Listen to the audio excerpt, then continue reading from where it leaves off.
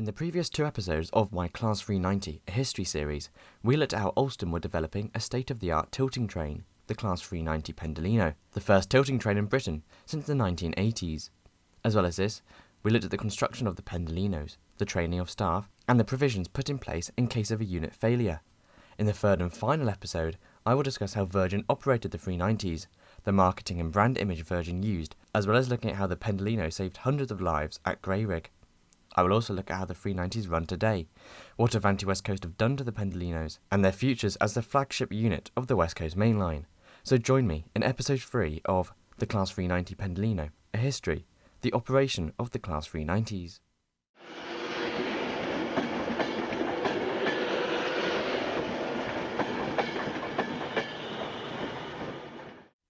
When the Virgin Class 390s were being introduced in the early 2000s, Virgin deployed a formula for how they wanted to achieve growth. This was, frequency plus speed plus reliability would lead to growth.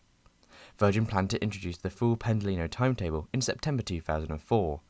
Frequency was the first major improvement to this new timetable. In the peak, there would be up to 11 trains an hour departing Euston. 4 of these would go to Birmingham, with 1 onwards to Wolverhampton. There would be 1 train an hour to Holyhead, 1 to Liverpool, with 2 to Preston, with 1 of these continuing onwards to Scotland. Finally, there would be 3 trains an hour to Manchester, a huge increase compared to previous West Coast Main Line timetables. Even during off-peak, there would be 7 trains an hour departing Euston, 2 to Birmingham, with 1 onwards to Wolverhampton, 1 to Liverpool, 2 to Preston, with 1 of these extended to Scotland, and 2 to Manchester. As well as this, there would be a sporadic off-peak service to Holyhead and Chester. So, Virgin had frequency lined up for the 2004 September timetable, but how about speed? Well, Virgin envisioned some journey reductions of nearly 25%, even without the 140 mile/hour West Coast Main Line upgrade. Birmingham to London would now take only 1 hour 22, down from a previous 1 hour 39, a 17% reduction. Manchester to London would be achieved in just over 2 hours, down from a previous 2 hours 44, a whopping 23% reduction. Liverpool to London and Preston to London would both be reduced by 17%, with both journeys going from 2 hours and 53 minutes to 2 hours and 24 minutes. Services to North Wales from Euston would also be decreased. From Holyhead, they would go down from 4 hours and 14 minutes to 3 hours and 40 minutes, a 13% journey reduction time. Even services to Glasgow would be faster, going from 5 hours and 12 minutes down to 4 hours and 53 minutes, although this decrease would only occur from December 2005, due to delays in increasing the line speed. These timings represented a careful trade-off between reliability and speed. Virgin ensured there would be adequate allowances en route, so any delays could be made up, and disabled passengers would have enough time to board the train, as well as not impacting on other services or being slowed down by local stopping services. The timetable was very carefully designed in this manner. In theory, Virgin wanted to shrink the UK, with shorter journey times between London and several other major UK cities, but without high reliability, this wouldn't be able to happen. In the last episode, I mentioned how Virgin planned to have high reliability for the Pendolino. Sadly, the first few years didn't exactly go to plan. The 390s had several issues and failures that cropped up only when they entered service, leading to poor reliability figures, with Virgin achieving around 72% of trains arriving on time within the first few years of Class 390 operations, up to and including 2009, lagging behind fellow intercity operators.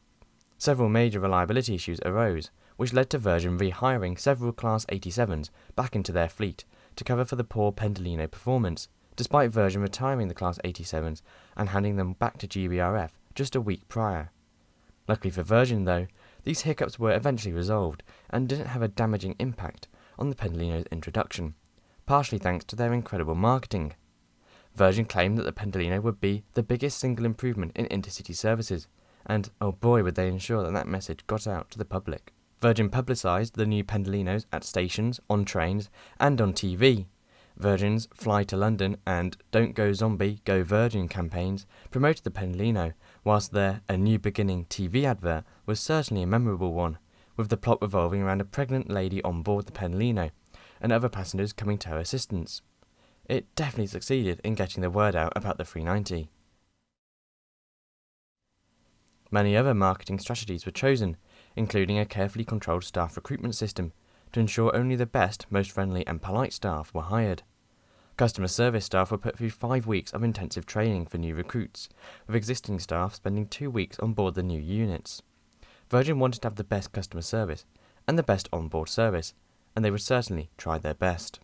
The Class 390s would also receive a striking livery, with all of Virgin's branding designed by Sam Jessup. The 390 Pendolinos were now ready to enter full service after testing and entering light service in 2002, with an improved timetable and the best staff around. What were the operations like for the 390s, and how do they operate today? Overall, the September 2004 timetable was an immediate upgrade to the 2003 one. For the first time, the 390s now served Glasgow, with this now allowing the final Class 90s and Mark III coaches to be withdrawn, marking the end of Virgin Trains' regular operations of traditional loco-hauled stock. However, some were retained on standby for disruption, or when 390s had reliability issues, which still hindered their early rollout. The extra peak trains to Birmingham made a huge capacity difference, and the 390's operations at 125 miles an hour led to journey times decreasing.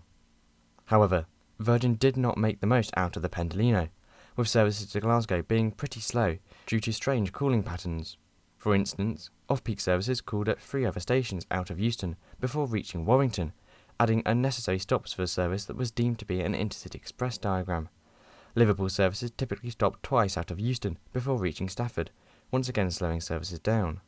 Manchester services were Virgin's priority, with some diagrams going directly from Stoke to Euston. The reason for these extra stops on other services was to ensure that intermediate stations such as Rugby, Milton Keynes Central and Watford Junction got a regular intercity service across the network. This was also before Virgin started running services north of Wolverhampton, so a direct service from Rugby to Stafford was only achievable if it was ran via the Trent Valley. As mentioned previously, the Pendolino's reliability was also a hindrance, but by 2005, the majority of the 390's issues had been resolved. Just 8 loco sets remained in service by 2005, for peak services between Birmingham and Euston. In September 2006, the Pendolino broke the southbound Glasgow to Euston record in just 3 hours 55 minutes. However, didn't break the overall record set by the APT of 3 hours and 53 minutes, missing out by just 2 minutes. The Pendolinos continued to operate the intensive Virgin timetable without any hindrances until a fateful day in late February 2007. At 17:30 on the 23rd of February 2007, 390-033 City of Glasgow departed London Euston on a northbound service to Glasgow.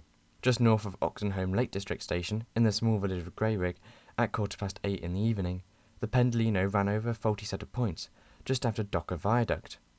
The 9-car Pendolino was travelling at 95 miles an hour and was carrying 105 passengers with 4 crew members at the time of the derailment.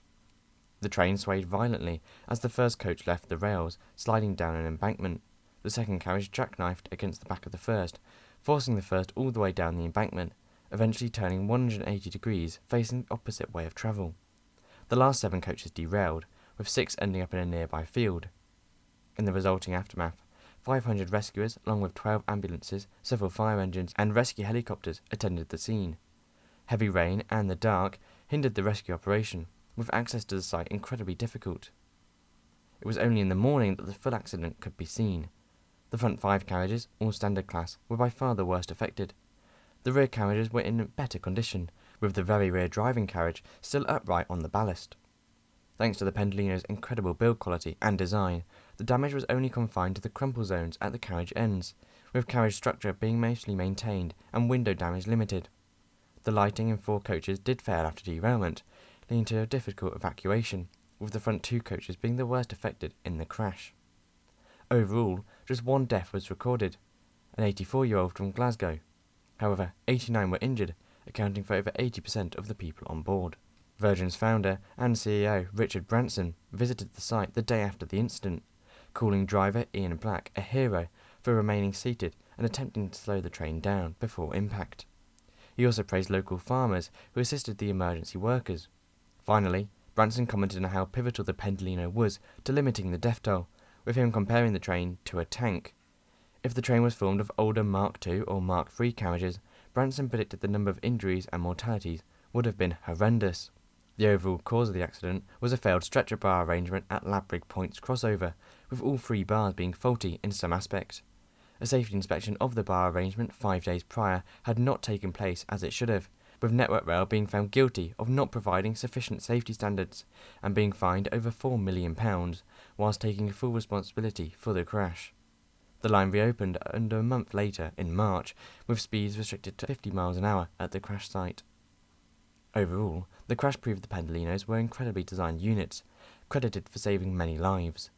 As for the unit 390033, the unit was scrapped, with its surviving rear driving coach now used for training. Losing a 390 was quite big for Virgin, as they needed most of the units for their daily services, so they reinstated a Mark III set hauled by a Class 90 to replace the scrapped 390. This set was refurbished to match the interior aesthetic of the 390s as best as possible, and featured a similar layout to the Class 390s, including aircon and plug sockets. The Pretendolino, as it was named, was also repainted into Virgin silver livery to mimic the Pendolinos as best as possible. The refurbished Pretendolino was brought into service in 2009 after receiving its refurbishment in Doncaster. Virgin did consider leasing 2 Class 180s, but decided against this due to their poor reliability. Thanks to the success of the 2004 timetable, passenger numbers were on the rise, and Virgin now needed more capacity, and to replace the Pretendolino. So in 2010, Virgin announced 4 new Class 390s would be constructed to 11 coaches, with 31 existing 390s also extended to 11 carriages. With Virgin's new franchise agreement, several station upgrades were also undertaken to lengthen platforms and upgrade station facilities. The 106 new coaches were built in Savigliano, Italy, by Alstom. Curiously, the units were delivered via the Channel Tunnel before making their way to Edge Hill in Liverpool. In July 2011, the first new unit was accepted into the fleet, with the first 11-car unit, 390156, entering service in April 2012 and eventually replacing the Pretendolino. The 11-car units were renumbered to include a 1 after the 390, with the 9-car units remaining as 390-0s. By December 2012, all 35 11-car sets were now in service. One of the last upgrades the 390s undertook under the Virgin brand was the reconfiguration of the 9-car sets. A franchise extension for Virgin led to Virgin being forced to convert 1 first-class carriage in its remaining 21 9-car units to standard class to increase capacity and to cater for differing usage of classes, with first-class numbers dwindling. Even as late as 2017, companies were still interested in ordering the Class 390s. Alliance Rail Holdings proposed an open access service from Euston to Blackpool North, and suggested ordering 4 new Class 390s to cater for this new service. However, the Class 390s now did not meet newer safety crash worthiness standards, so a derogation to bypass this would have had to be required, a derogation that Alliance Rail failed to obtain. By June 2017, the Blackpool North proposal was cancelled. However, 390s would reach Blackpool eventually. Also in 2017, the units received a new livery by Sam Jessup, known as Flowing Silk. The design featured a plain white body side and a red swoosh around the driving cab, resembling Flowing Silk. The livery was made to ensure an easier transition of franchises should Virgin lose their franchise, and to update the now outdated livery. The livery's full potential was eventually seen on the Voyagers, who received the Flowing Silk branding on every carriage. By 2019, the full 390 fleet had received this new light livery. With Blackpool North being electrified in 2018, Virgin announced they would run 3 daily services between the town and Euston, with the first ever electric train at the station being 390-152, on the evening of May the 14th, on a test run. The first passenger service commenced from May the 21st, marking the most recent addition to 390 destinations. By 2016, the Intercity West Coast franchise was up for grabs. However, it had been renamed the West Coast Partnership to include future HS2 services and had been delayed several times due to issues that I explained in my previous West Coast Mainline franchise video. The contract required bidders to have previous experience in high-speed operations, hence Virgin, partnered with Stagecoach and SNCF, led the bid for the West Coast Partnership, with First Group Trenitalia and NTR Grangsen Renfe also bidding for the franchise. However, in April 2019, it was revealed that Stagecoach had been in disputes with the Department for Transport over pension liabilities, and thus was disqualified from bidding for any new franchises. This then automatically disqualified Virgin and SNCF from bidding for the West Coast Partnership, despite a lengthy court case from Virgin.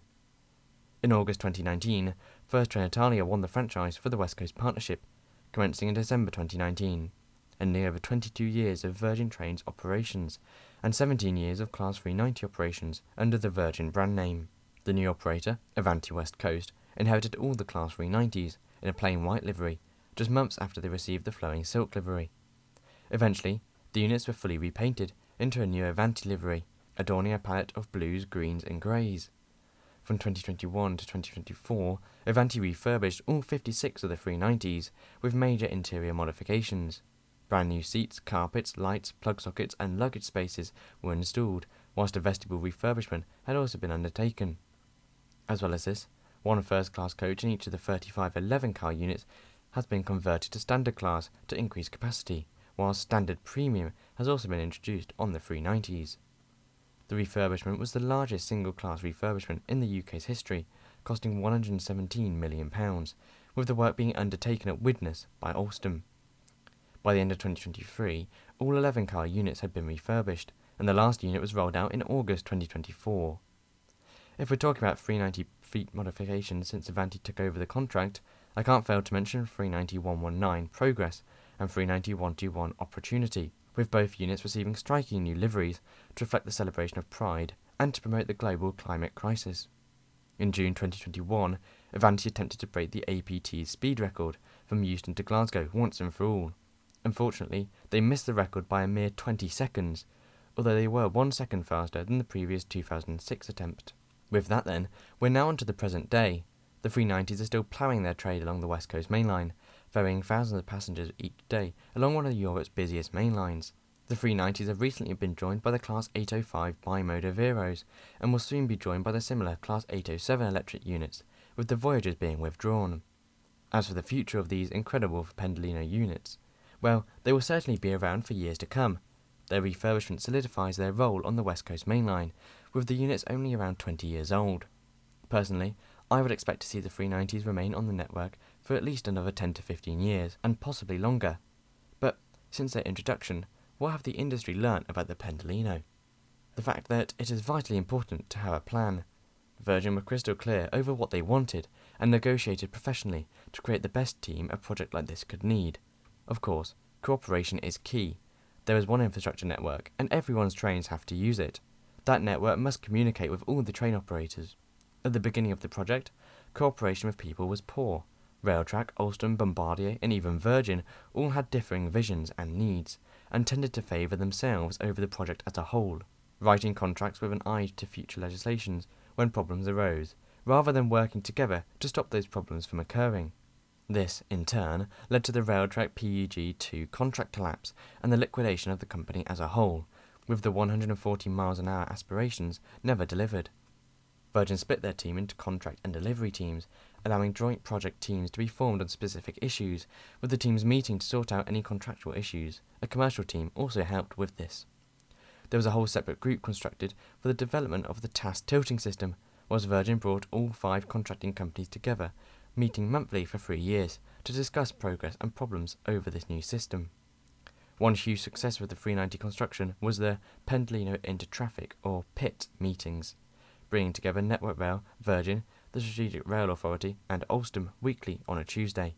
In these meetings, the parties could resolve any interface issues that kept emerging with the 390s and its infrastructure.